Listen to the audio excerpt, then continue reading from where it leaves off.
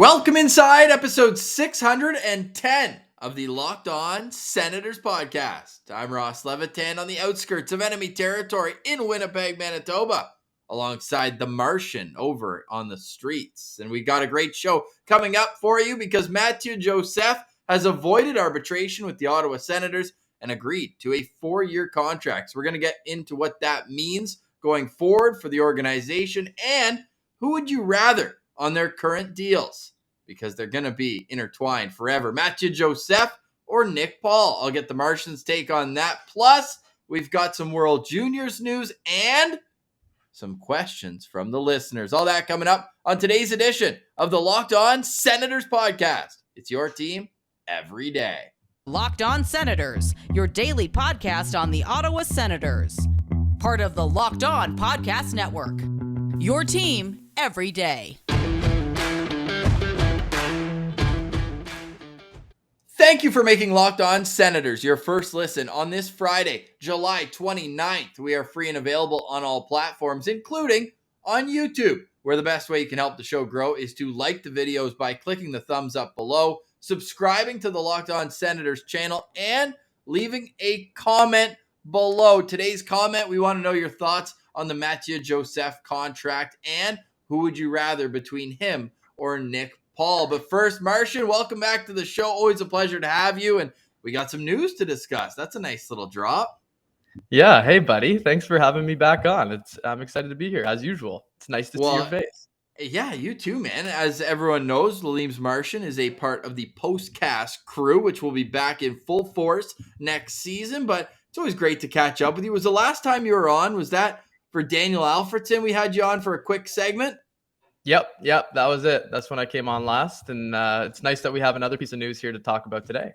Well, yeah, it's almost like the start of a string of great news. Then the Daniel Alfredson. Like we've had LeBreton Flats, we've had Alex DeBrincat, we've had, oh man, Giroux's probably my favorite of all that. Maybe not the biggest impact, but my personal favorite because we've manifested it for so long. But Mathieu Joseph came over at the trade deadline last season and put up over a point per game in a small sample size. 12 points in 11 games, including a hat trick against the Detroit Red Wings. What do you think about the contract? It's $11.8 million total, so an annual average value of $2.95. Is that about what you expected?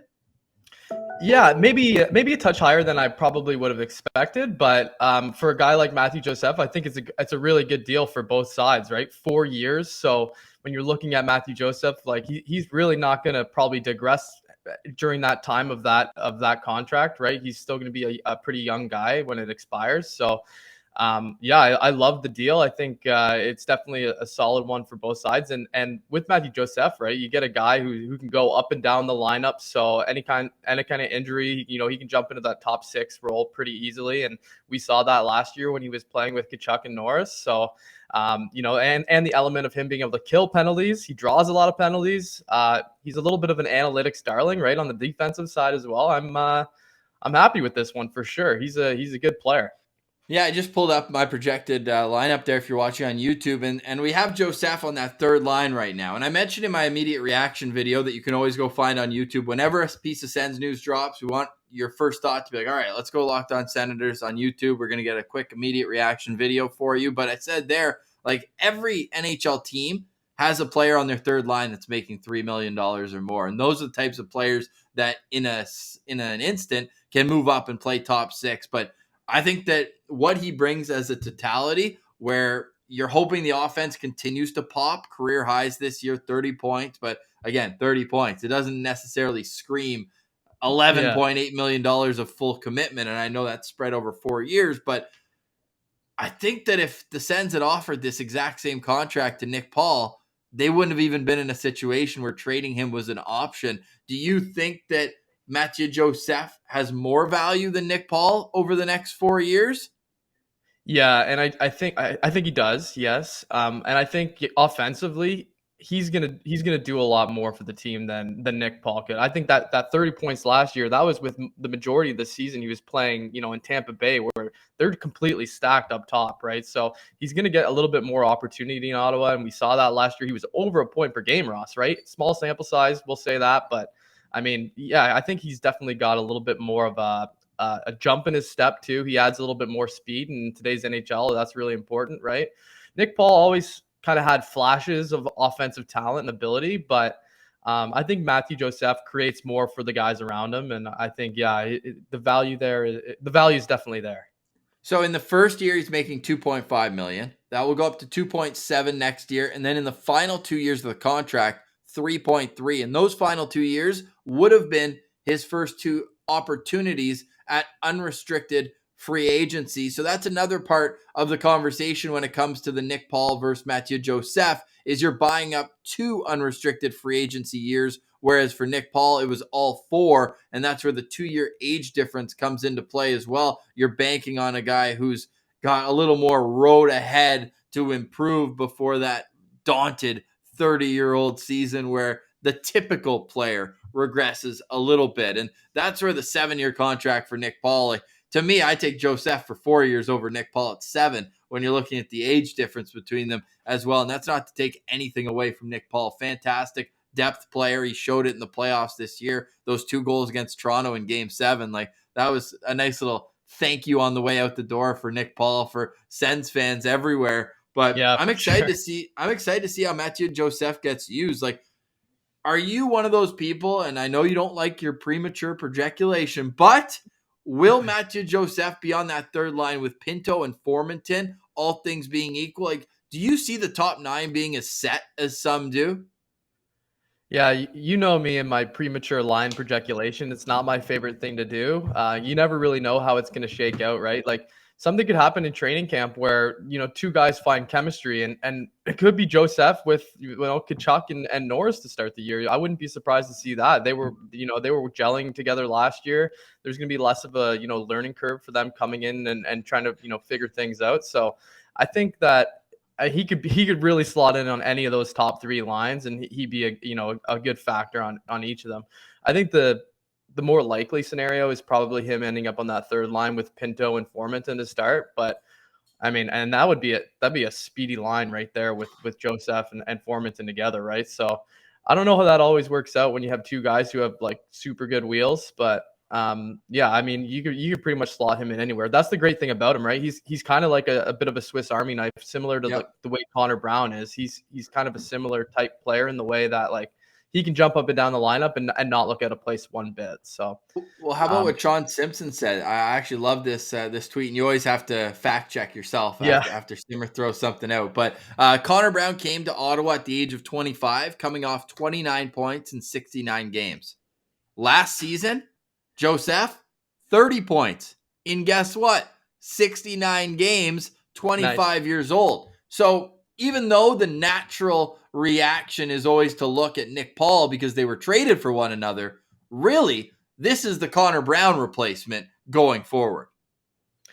Yeah, I see it that way for sure. And I mean, that there had to be someone who got moved out of that top 9, right? It was just too crowded. You can't have a guy like Joseph or Brown on your 4th line. No. When your team's fully healthy. Keep that in mind as well. But yeah, no, he kind of Mathieu Joseph kind of does it all, right? And that's the line we used to use on Nick Paul. But yeah, I think for sure he's gonna fit in anywhere you kind of want to put him. So comparing him to Connor Brown is not crazy at all. And look what he did with all the opportunity he got in Ottawa as well, right? So I see that comparison that Simmer's making there. So I agree. Yeah, 100%. It's going to be such a fun year offensively. Are the Senators done?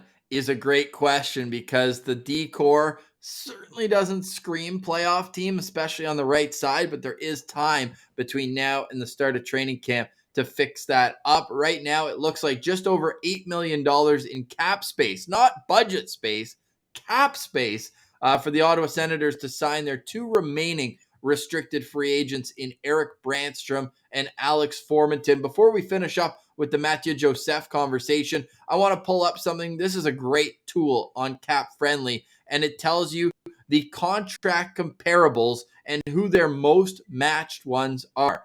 And of recent times, we've got, here, I'm going to zoom in here a little bit. This should help a bit, but I wanted to have the cap hit in there too. This is crazy. All right. It's okay. So I can't see it anymore. It's all good. So Chandler Stevenson is the most matched contract. It was signed during COVID, right after the day after Tim Stützle became an Ottawa Senator. So right after the 2020 draft, he had already won a Stanley Cup at this point, mind you, and he's a centerman. So that's a bit of a different situation. Wasn't ARB eligible. So I think it's more math just on the length of the deal, 4 years, and the cap hit, 2.75 for Chandler Stevenson. Now, the Jason Dickinson trade, which is the next most match, everyone kind of scratched their head at that one when it was signed as well, saying it was a bit of an overpayment, and that's at 2.65. So I have trouble using that. The one that I think is probably a fair comparable here would be Adam Lowry with the Jets. And again, it's a centerman, so maybe there it's not, but he was an arbitration eligible 25-year-old at the time of the signing, and he signed for 2.91 on a 3-year term, whereas Joseph 2.95. And I think that you're looking at all these comparables. I'd say Joseph comes out of this looking pretty favorable to the ones on this list, wouldn't you? Yeah, absolutely. I think Chandler Stevenson's an interesting one because he gets a lot more opportunity in Vegas there before they acquired Eichel and things like that. Yeah, he was their he was top playing with line Stone. center. Yeah, he was their top line center for like half the season, I think. So yeah, it's interesting to see. I like when I put him up against these players here. Yeah, I see the comparison, but I like Mathieu Joseph so much. I think he's better than most of the guys on this list. So it's good to see that his contract looks like it's going to pair up nicely. Yeah, I'd say that fans, I understand where it's just like there's absolutely no like discount here. I think if anything that you're betting a tiny bit extra on the overall financial compensation based on what you saw in that little sample size. I half jokingly said, it's a fact for now, but he's got the second highest points per game in the Ottawa Senators history right now, behind only Peter Danny Heatley. Danny Heatley. But funny. of course, that's tongue in cheek. How about the Sens avoiding arbitration again? They were on a hot streak. When was the last time they had a guy go to arbitration? Was it Hoffman? Did Hoffman go to arbitration? They were in Toronto for Mark Stone, and they signed. Remember that 1-year contract they signed on the way in. They always sign it like the day before, or the day or like the a couple days before the day of. Like I remember last year that didn't they have 3 guys who were like arbitration eligible, and they avoided it with everybody. So it's nice because for a franchise like the Senators, you don't really want to go into a hostile environment with any of your players, right? I think it's to their benefit to not have to rip a guy's game apart to get a lower deal. I think 100%. Finding that mutual ground is key.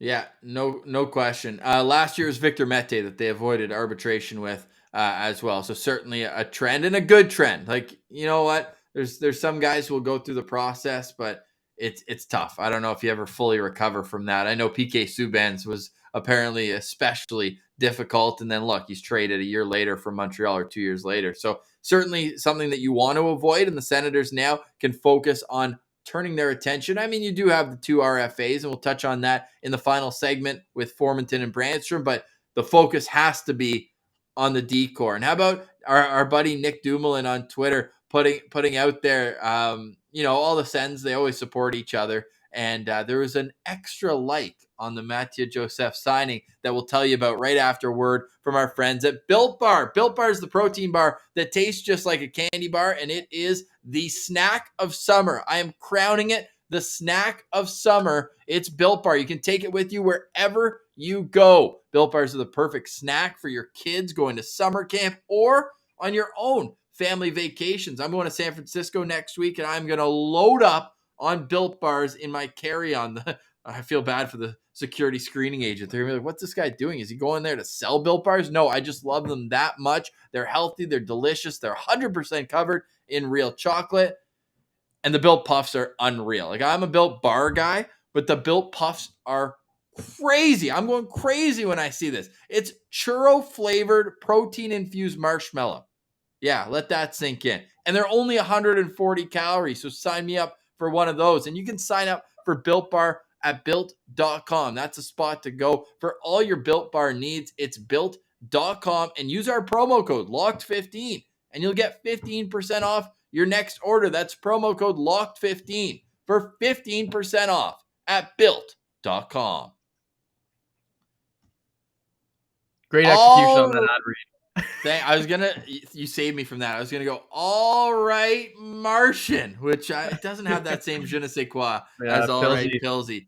We miss We our miss you, boy Pillsy. Pilsy's out on the East Coast. He's in PEI now. He wanted me to pass on thank yous for all the recommendations in Halifax. I think he got the true East Coast experience. But Martian, he told me that on his city power rankings, he'd have Halifax ahead of Ottawa. So we got to show him a better time next time he's in Wow. town. Yeah, we gotta show him around. I mean, I see why. Wow. Halifax in summertime is absolutely Yeah. beautiful, and it's a really fun town. So I can see why he likes that.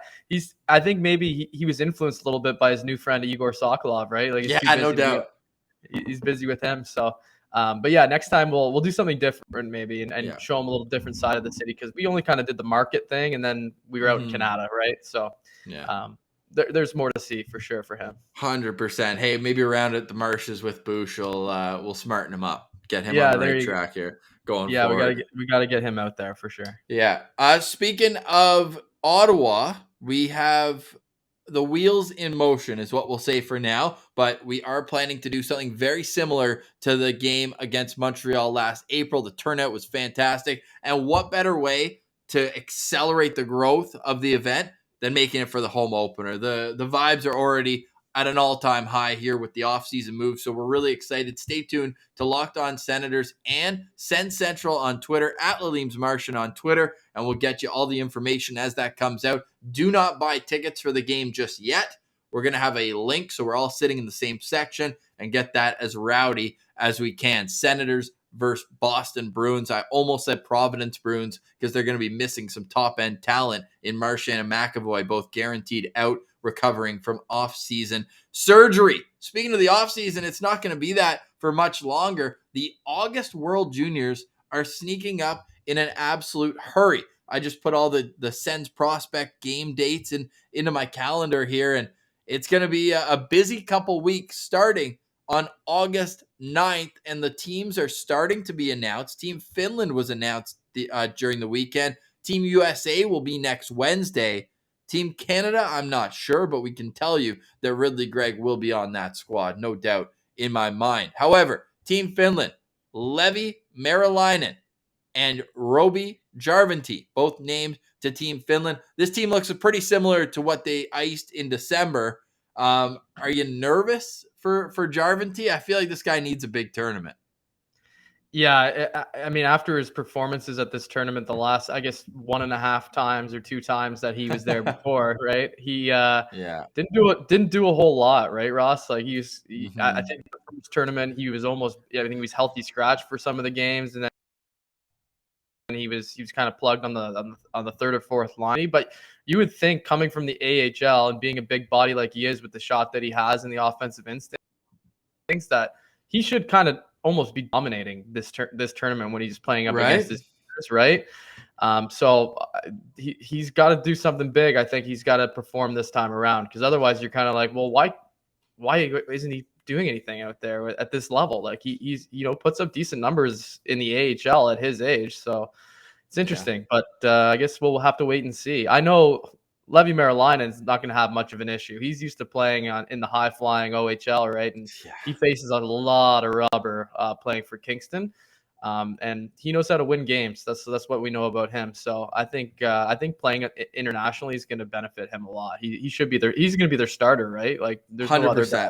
Okay, yeah. So that's going to be fun to watch too, because I saw him live a few times, and he can make some really big saves when he's put under pressure, like odd man rushes and breakaways and things. He's solid on those. So 100% going to be fun to see. Yeah, with Jarventie in the first World Juniors, the one that was completed, in the last 2 games, 3.5 minutes of ice time and 9.5 minutes of ice time.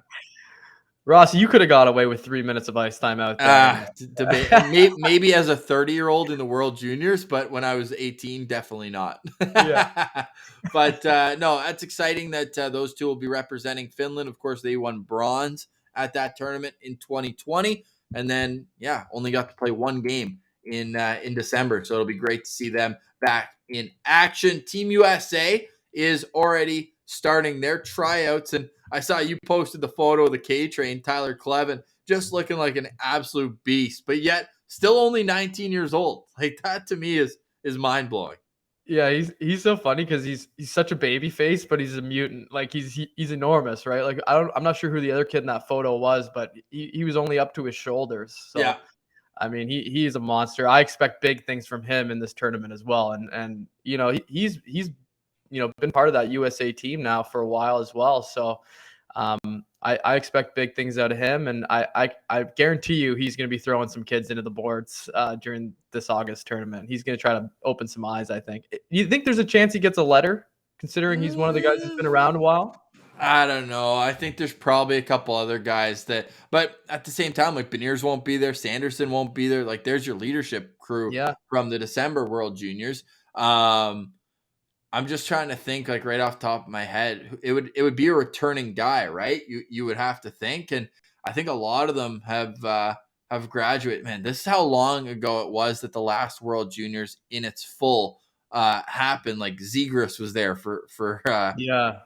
like Zegras, Matt Boldy, Bobby, like it's crazy. Even Cole Caulfield was on that team. Like since they've had a Yeah, and full World Juniors, so I just saw Bobby Brink just had some sort of surgery, so he's out for mhm. 4 months, right? So he Yeah. won't be there.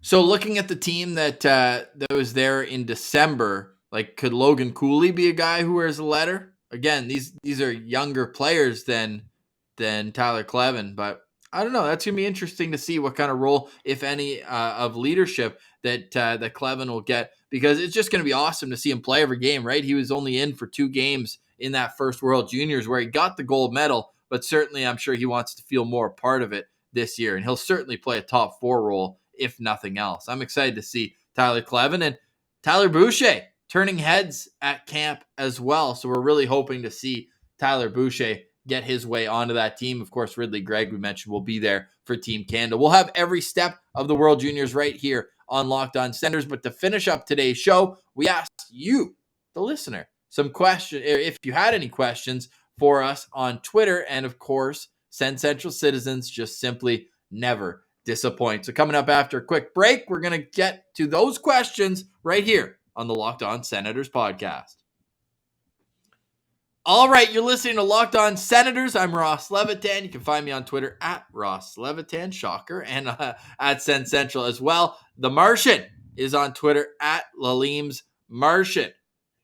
Little programming note before we get to some questions, and that is there will be no show on Monday. No show on Monday. It is the August long weekend. Pilsy's getting back from his holidays. I'm heading out on mine, but Pilsy will be back. We've got a Send Central Citizen recorded for Wednesday, and then Friday show, Pilsy, you're on your own, buddy. And then the Monday after, good timing for us both to be back on the show together.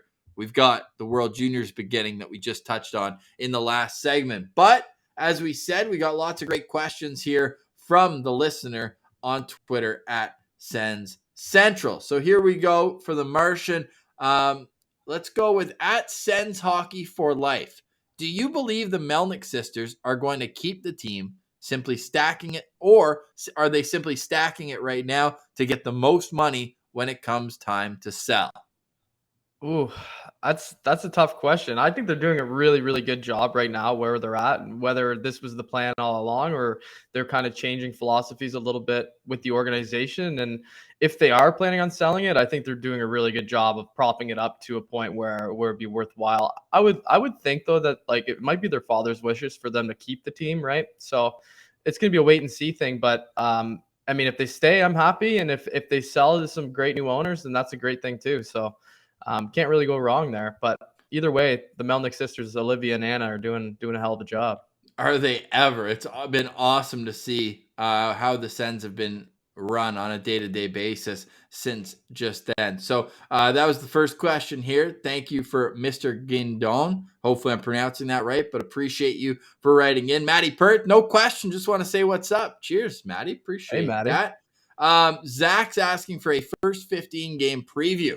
I get where your head's at, Zach, because 4 wins in their first 20 games in each of the last 2 seasons, but it might be a little too early for that, and he gets to that right after. Might be jumping the gun. Should we take a quick peek, though, at the Sens schedule? Here, why don't we do it like this? I'm going to read off the schedule, and you tell me win or loss. I've got it pulled up here, too, so yeah, okay, let's do it. Hey, you go first then, because I'm struggling here. Okay, they've got Buffalo first on October 13th in Buffalo, 2 points. that's gonna be that's gonna be a tough game though, man. Those Sabres, they're actually a little bit underrated. I think they're a young team too. I'm gonna say 2 points for the Sens there though. Okay, and then on the road in Toronto on the first hockey night in Canada Saturday, Matt Murray up against his old team. It's always a 50-50 shot against the Leafs, I feel, even when the Leafs have the better team. I'm not gonna go against the Sens here either. I'm gonna say 2 points right there. Okay, then they come home to play Boston. Home opener. We're gonna be there in the stands. We haven't missed yet, Ross. We every time we're at the games, they win. So that's another 2 points. We're starting off 3-0. Hot start. Yeah, I mean, I'm actually on an 8-game win streak in the building, so not to brag, but Are we gonna go through all 15 games? no. Well, let's at least get to the first loss because right now we. All right, yeah. I think the next one spells an L. Yeah, that's Washington at home. Washington at home. Yeah, I think that one could be an L. Yeah, Ovi destroys Ottawa. He kills us. He does. Then the Saturday game though, first home Saturday game of the year against Arizona. So you're hoping that's point night. I think that could be a point night, yeah, because especially after the way Arizona's bare bones right now. I don't even know who they have. So the way the last 2 games last season they swept Ottawa. Yeah, well, that could be a Josh Brown revenge game there too, right? Okay, that's perfect time to move on from that question. All right, let's go. Evan LaSalle is asking. He's our next week's Sens Central citizen. What's the projection on Shane Pinto? What do you expect points wise? And then he says, Calder? Question mark. Ooh, I mean, it's going to be tough for him, I think, to win a Calder. I think he's got the skill level, and I think he's definitely good enough to do it. But he's going to be in that third line center role. I don't know if he's going to be on the power play at all. He'll be on that second power play possibly. I mean, he's definitely a third line center, and I mean, maybe if somebody else gets hurt in the middle, he gets bigger opportunity. He could make a push for the Calder if he's really performing, but I wouldn't expect too much out of him his first full season here, right? So I'd say probably around 35 points is my guess for him. Hey, how about the guy who I love comparing him to, Mike Fisher? When Mike Fisher was 22 years old, he had 38 points in 74 games, 18 goals, 20 assists, a plus player, plus 13, and he got a tiny bit of Selke love, 30th in Selke voting, but he got at least a vote.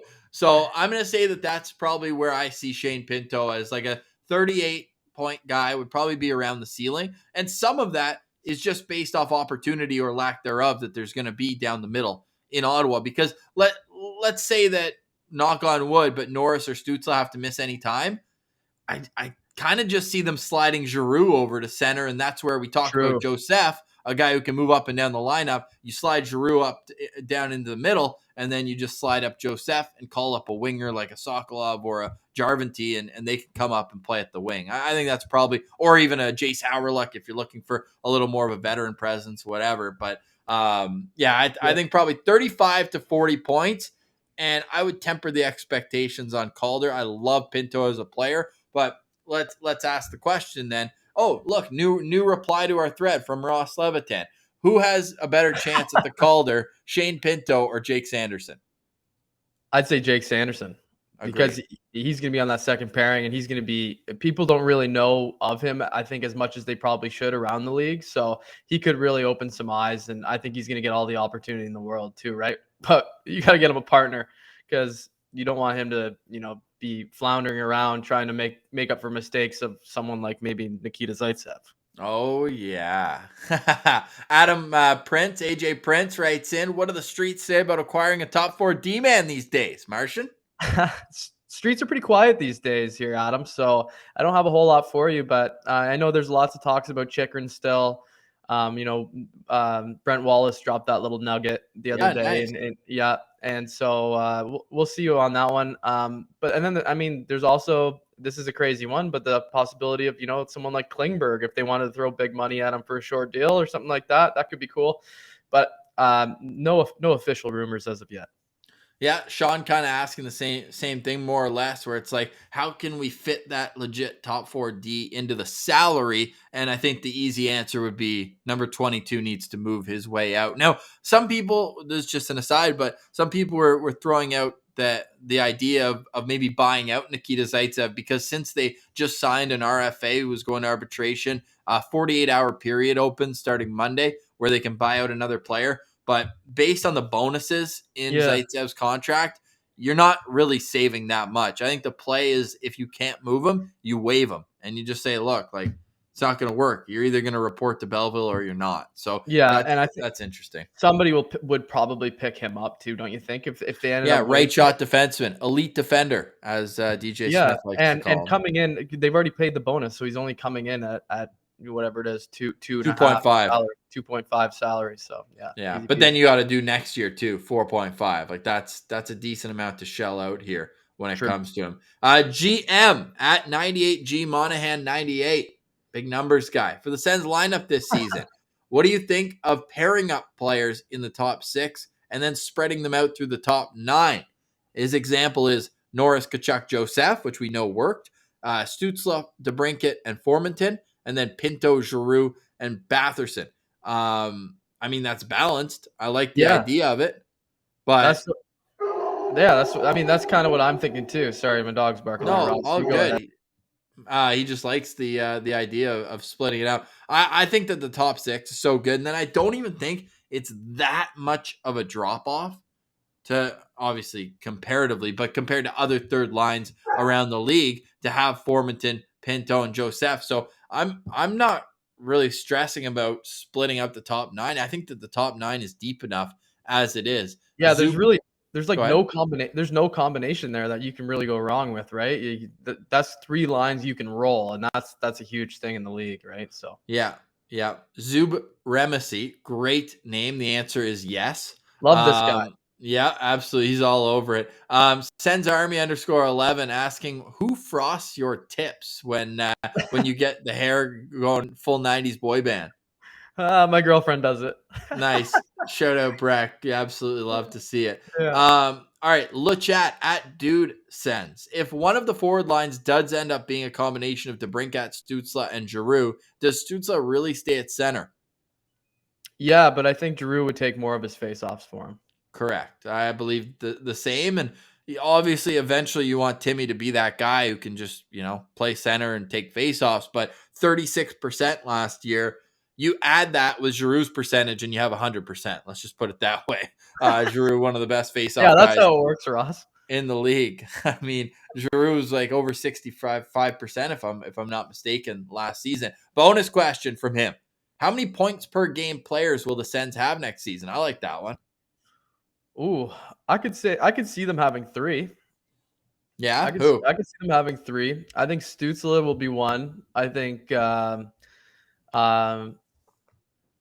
actually, you know what? Batherson was on pace for it last year. This is a tough choice. It might be 4, actually. Wow. DeBrincat should be a point per game, I would think, right? He never has been in his career. Oh, really?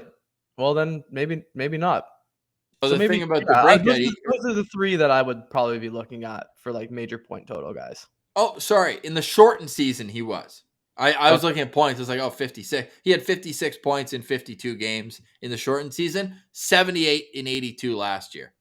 You know, for those goal scorers, it's a little harder because the playmakers, right? You have 2 opportunities to get an assist on every goal, where the goal scorer, you're probably looking at a little less. But I think that Timmy might pop off for 25, 30 goals next year, whereas, Kane's a lot of a playmaker as well. So interesting. I like the question. I would say, and I'm on record as saying Giroux's hitting 77 points. So wow. We'll see. Yeah, I could see him lighting it up too. Yeah, I mean, guys who get traded or come to a new team, they always seem to at least get off to a really hot start, right? Well, he had 23 points in 18 games with Florida at the end of last season. Like, this guy, he's still a stud. Yeah, so I'd be looking at, but the 3 that I would go with is probably Batherson, Stützle, and DeBrincat would probably be my other guy. Yeah. All right, I'm going to throw in Stützle into that mix. I really think that Timmy's going to take another step forward next year. Contract year, thank you for him. So I'm going to go with Timmy. I'm going to go with Timmy and DeBrincat, just 2. I think Batherson and Giroux will be in that next tier. And I think that when you're looking at 30 goal scorers, that's where Brady and Norris, I just don't know if they'll have the amount of assists to keep it as a full point per game. But I think that they'll have a lot of 60-point guys next season which is really exciting. Yeah. Fast Alex Formanton, great profile picture. Do you recognize that at all? I do. Yeah, that's a great one. Does Martian physically put his ear to the cement when the streets speak to him? Or do you use something like a stethoscope? I actually use those little, like, the string and tin cans. That's kind of how it works. You grab the can, you give it a listen, and if anything comes through, that's what you get. So yeah, there's a tin can somewhere on the other side of town, pegged to the streets, and I'm on the other end of it. That's amazing. It actually goes right at center ice at the CTC. That's Yeah. where the other one comes up, just under. It's like the Looney for luck, but it's a tin can with a direct line to Yeah. Lilleham's Martian. Sens Army and Sask. Love this question. Do both Talbot and Forsberg, I almost call them Talberg, Talbot and Forsberg finish the year with the Sens, or do they flip one throughout the season or at the deadline? No, they both finished with the Sens. That's my answer to that one. What's your early projection at 82 games? How many each guy get? I'd probably go. I think Forsberg probably gets the edge on the amount of games that they play. I'd probably go 45 Forsberg and then whatever's left for Talbot. Yeah. Yeah, that's 30, 37? 37. Yeah. I think Talbot should be happy with that amount, right? That's solid. Yeah. Definitely. 24H on TPNE at O Canada 27. Easier to just call them that. If everything goes to plan, do you think Formanton, Pinto, and Joseph can be one of the best third lines in the league? Just looking at the third lines in Canada, and I'd say out of those 7 teams, they got to be top 3. Yeah, this is upper echelon. I'd say upper echelon too. Yeah, and that's the thing about the lineup right now is that they're just so deep in that top 9. So that third line is going to get a lot of great matchups against third pairing, second pairing defensemen. So I'd say yeah, for sure. Okay, and we're getting a couple of these questions. Isabel's writing it in, and there's another one as well. I saw. I just want to get the. Go ahead. I'm just reading those. They're funny comments. Oh yeah, we'll get to those right at the end here. But Isabel's mentioned the 2018 hearings. Nothing's changed on our end. Where here's the official stance of Locked On Senators, and we get this a lot, and it's fair because it is a big issue in sport right now and in hockey. Yeah. Anyone who is caught in a gang rape situation or a sexual assault should feel the brunt of the law and not play for the Ottawa Senators or the National Hockey League. However, everyone who is putting a guilty verdict on people without any, like Rick Westhead is doing Lord's work reporting all this. Yeah. Rick Westhead will not sleep until the names come out. Until the names come out, I am not going to put a guilty verdict on any of the 2 Ottawa Senators players, Alex Formanton and Drake Batherson, who are on that team.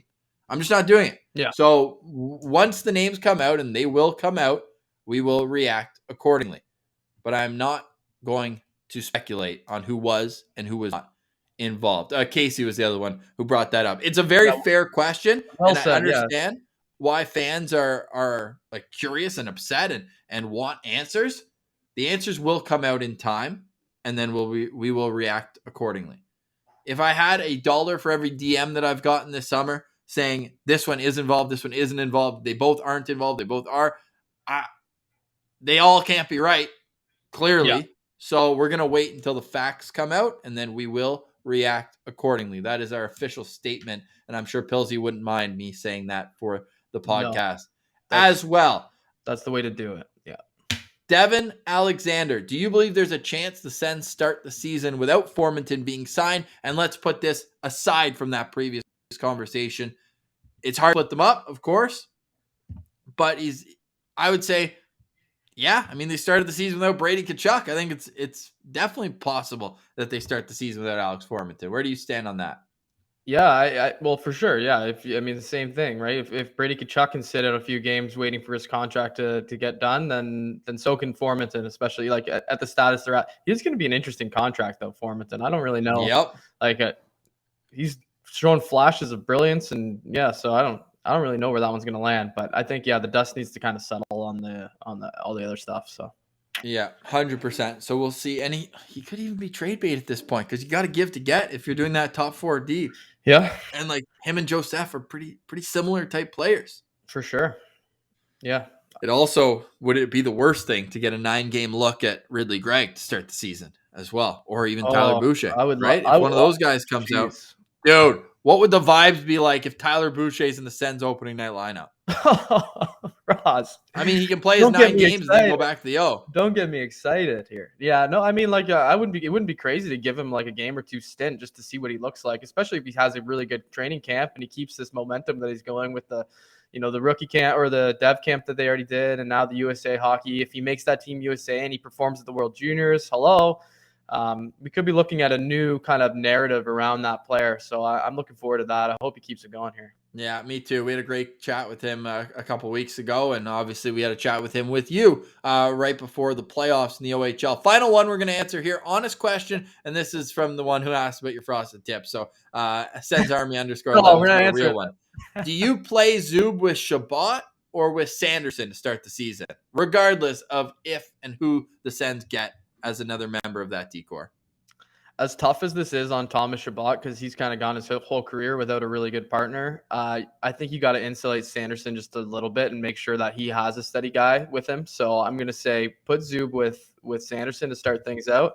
But yeah, if they end up acquiring somebody else, then you could maybe have that guy be with Sanderson and have Chabot with Zub, because we know that's a good pairing that works. But yeah, I think you gotta keep Zub or Sanderson with Zub there just to start things out, to make sure he gets off to a smooth start to his career.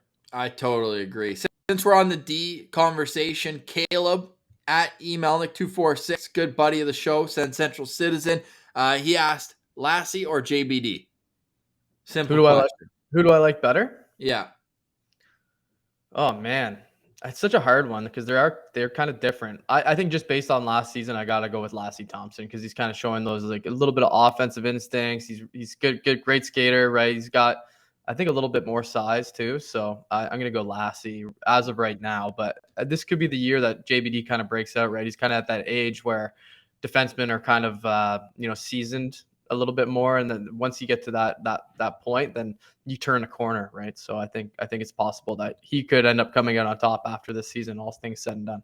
Absolutely. Great point there. A little bit of both sides. I don't mind that, though, because there's such different types of defensemen. Although they're both right shot, they play the game so differently. It's just kind of, what would you prefer? That stout defensive, maybe low event type player? Or are you banking a little more on the upside that Lassie Thompson can bring with that hammer of a shot, and you hope that the offensive game can help him out in kind of becoming a top 4 defenseman at the NHL level? So lots of great topics here. Sens Army definitely not sleeping through this offseason. The engagement level with this team is at an all-time high, and it's great to see. We're going to carry this momentum into next season and into next week as well. Just a reminder, no show on Monday, but you can follow us on Twitter at Sens Central, and you can follow the Martian at Lalim's Martian. We'll be back on Wednesday. Martian, appreciate you jumping on, man. This has been fun.